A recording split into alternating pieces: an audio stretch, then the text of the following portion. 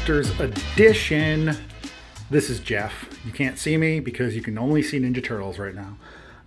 I was thinking about doing a collector's edition on Ninja Turtles in a few parts, maybe one video, break it up between comics, different series, action figures, different series. Like I have a lot of 2K3 figures, I have a lot of 2012 figures, some 87 figures, unpunched, all that stuff. But today, I'll tell you why I'm just doing Volume 4 highlights. I'll show you more of Volume 4 later, but I think to start, I just wanted to do a shorter video. I don't want you to get too bogged down in Ninja Turtles all at once. Plus, there's a reason. I'll get to that reason. So, comic books, they're kind of like TV shows, right? They run for seasons. Sometimes they're called volumes. So the first volume of Ninja Turtles came out in 1984. That's the one, like the classic red and black figure everybody knows. 87, the cartoon series came out. There were Archie comics. And without getting too much into the backstory of Ninja Turtles, because this is going to be just a short video, Mirage Publishing, which is Peter Laird and Kevin Smith, the creators of Ninja Turtles, that's what Ninja Turtles has always been published on up until Nickelodeon bought it. They ran for one volume, they did a second volume, they did a third volume at Image, which was different creators. It was kind of weird and 90s and all Jim Lead out. And then in December 2001, Peter Laird came back with Volume 4. And this is the cover right here. It is signed by Peter Laird in 2008 and Michael Dooney, I believe, and Jim Lawson, who did the art. So I actually have $3 I bought this for. I have two copies. Another one was signed by Peter Laird in 2016. This one was signed in 2018 or 2008. So this ran for a total of 32 issues, but the publishing was kind of weird. They did it kind of bi-monthly till about 2006. They got up to like issue 28, I want to say. I have most of them. Most of these comics, the cheapest you'll find for like the most common ones, $10. Average, they sell like $50 an issue. Some are worth quite a lot of money.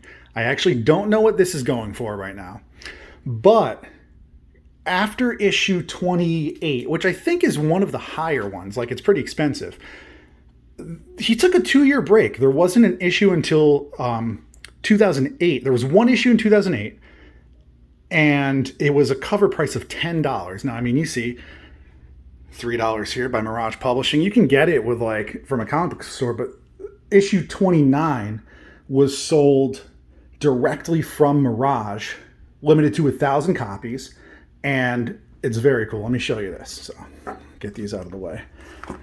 These right here are walkie-talkies, and they're prized to me because my grandmother, I convinced that they knew her name. Me and my cousin Richie, we went in the other room and you put their arm up through the antenna. We were like, "Hello, Rose," and she's like, "How do you know my name?" Blah. So yeah, right here you can see $10, limited to 1,000 copies. Now these are just like, they went from putting these together in 1984 in their living room in their Mirage studio, because it wasn't a real studio, to this major franchise, right? And now he's just like, no, this is independent again. These are prototypes of the NECA figures that came out in 2009. So it's like all these comics have cool shit like on the back and inside. So this actually came with a sketch on the back, on the inside cover. Jimmy, put up a picture of that now. I don't want to open it because it's worth a lot of money. We'll get into that. So this came out in April 2008. And later that year at New York Comic Con, Mirage had a table with everybody from Mirage. At this time, Kevin Eastman had nothing to do with Ninja Turtles. So we got Peter Laird, we got Michael Dooney, we got Jim Lawson and Eric Talbot. I think I'm only missing Dan Berger, who worked on this issue. So, we see some Casey Jones here. He's getting drunk with some Utrom and the Fugitor. Like, dude, why are you drinking? You're literally a robot. That's a cool glass, though. I like that. This little guy back here. Look at that. I got that kind of mustache right now. And he is Groot. So the reason I'm filming this now is because this comic's worth a lot of money. Issue 30, Jimmy put up an image right here. Came out in 2009. Same deal, $10. I swear I bought it. I've looked for a decade for it. I cannot find it in my collection. It is worth like $3,000. This one recently in the last 2 months sold for $2,000 for a graded copy signed just by Peter Laird. Not author, not like signature series, just a regular graded copy. And just another loose copy sold for $2,100. I saw on Facebook somebody was looking for this issue right here. And I just messaged him. I was like, all right, cool. Let's see what he has to offer. I sent them pictures. I was like, it's in good condition. It's signed by all these people. We're still working on a deal now, but I might be parting with this for a significant amount of money. So I wanted to film it now. I'm never going to have this entire collection because I'm not paying $3,000 for issue 30. If I get what I'm supposed to get for this, I wouldn't have issue 29. I wouldn't have issue 30. No, I wouldn't have issue 29 that I would spend to get issue 30. So another cool thing, right here's a Fugitoid. So while I'm switching, I'm telling you little stories. In 2009 is when Peter Laird sold Ninja Turtles to Nickelodeon. He was coming out with these. I actually pre-ordered one at my comic store, but they never end up coming out. So there was a shop in Maine by Steve Levine, another Mirage dude, that was open until recently, unfortunately. I think right before coronavirus, actually, he closed down. They were selling these for like $5. I grabbed like 3 of them. I've had this one for a long time. I think I got it from Mirage's website. I love Fugitoid, great character. But in Peter Laird's deal with Nickelodeon, they gave him the right to publish, I think, up to like a certain amount of Ninja Turtle comics a month forever. He's done it twice. And in 2014, Dan and I went to Shellback Comics and they released this. They limited it to 2 copies. I got 2, Dan got 2. Dan got 1 for me, so I had 3 copies. I sent one to, at the time, James Wynot. I did the TMNT podcast with him. We were working on a comic together. Just sent him one as a gift. And I sent Dan McNerney one. Actually, no, I gave it to him. I saw him the next day for Free Comic Book Day, and he gifted me Ninja Turtles issue 2, a first printing. We didn't plan on this. We were just like, here are very expensive comics for you. This one is cool because this was the first time Peter Laird and Kevin Eastman had a signing together in a very long time. So Peter Laird, Kevin Eastman, Jim Lawson, Steve Levine. I don't even know. That's Eric Talbot? Yeah, he was there. Or no, I got that later. I think I'm just missing Dan Berger again in there, or Ryan. I don't remember their names. I don't know everybody, guys. I'm sorry. So this comic is now worth a lot of money. I don't know how much, but again, it's just it's the only new thing that he came out with after 2009, Peter Laird.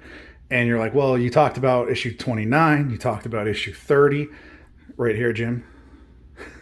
And what about issue 31? So we have this in May of 2014. Well, issue 31, I don't have many stories. I do have a story. This supposedly, I bought it on eBay, is a prototype of the Turtle Titan.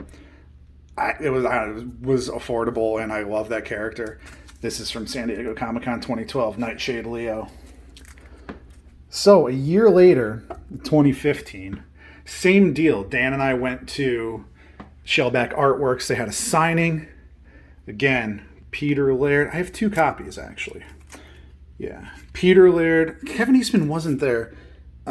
Steve Levine and Eric Talbot. So I got 2 of these. These are, 32 and 31. I saw 32 with no signature sell for like 700 once. This is a few hundred right here. He released this digitally. I'm not sure of the year. I want to say maybe 2013, but it was never in print. So after 34 came out, or 32, I'm sorry. After 32 came out, he put 31 in print. So it's just, these are the last of the OG Turtle comics. And, I'm going to miss a lot. If the sale goes through, I'm going to miss this comic because a lot of times, like, people collect things. You're like, that comic's going to be worth money one day, but I'll never sell it. And I'm kind of one of those guys too. But every now and then you're like, well, somebody just offered me a lot of money that I didn't know this was worth.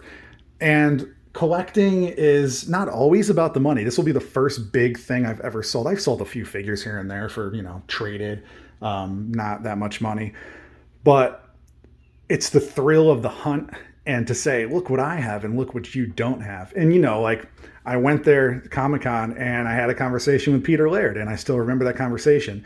They were working on a new Ninja Turtles movie, and the Turtles would be CG and it would be live action. Nothing came of it because of the sale, but there was a point in time when he was in the process of that, and he was just telling a fan that came up to him to talk about it. So those are some highlights of my Ninja Turtles Volume 4 comic books. So maybe somebody else will have a story someday with this, and they'll make a video like, yeah, I was on Facebook and I didn't think I was going to buy it, but this guy sold it to me. So maybe you will find a new home in Canada.